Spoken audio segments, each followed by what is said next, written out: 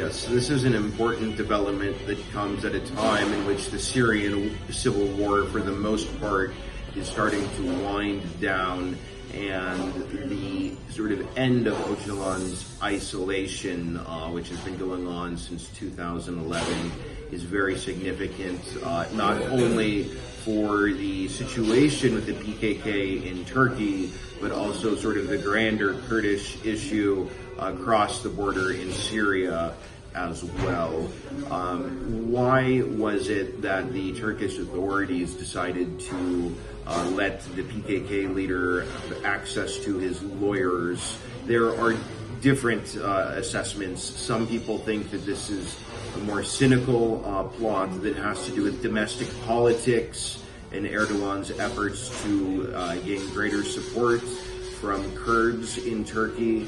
But at the same time, this could mean that Turkey is trying to find a settlement to its ongoing conflict, not only with the PKK in Turkey, but also the YPG in Syria.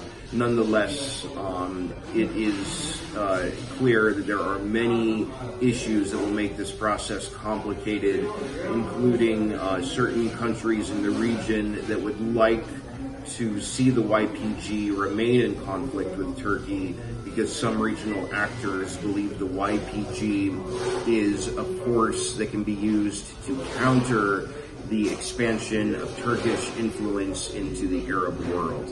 While Turkey and Russia have been able to improve their relationship significantly since the middle of 2016, there's no doubt that the question of Idlib's future is a major source of contention between Ankara and Moscow, and it's definitely unclear whether or not these two capitals are going to be able to sort through their differences in Idlib. There are certain groups which Turkey is supporting in this Syrian province that Russia, as well as the Assad regime, have a very different perspective on than Turkey has. It seems to me that these rebels are slowly being crushed, and now they're just confined to Idlib. But, I'm not so sure that the Assad regime is going to be in a position to take action against them, at least anytime soon. Throughout Syria, you have a big crisis with energy shortages. And within this context, it's possible that the regime is just simply lacking the resources at this moment to wage an all-out assault on Idlib.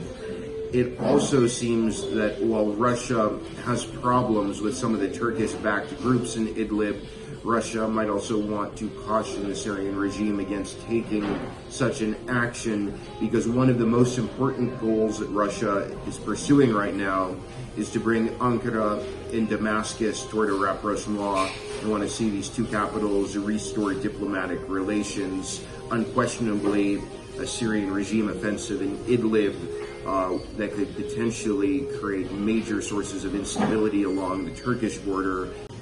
So the United States has found the tension and the conflicts between Turkey and the YPG to be a major problem from the standpoint of American interests in the region. Turkey is a fellow NATO ally, of course, and YPG has shown itself to be a very disciplined group in the fight against Islamic State.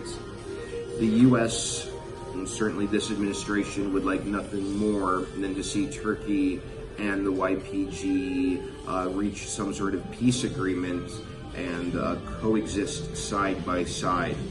Now, whether or not the U.S. played any role in the end of Öcalan's isolation, I do not know.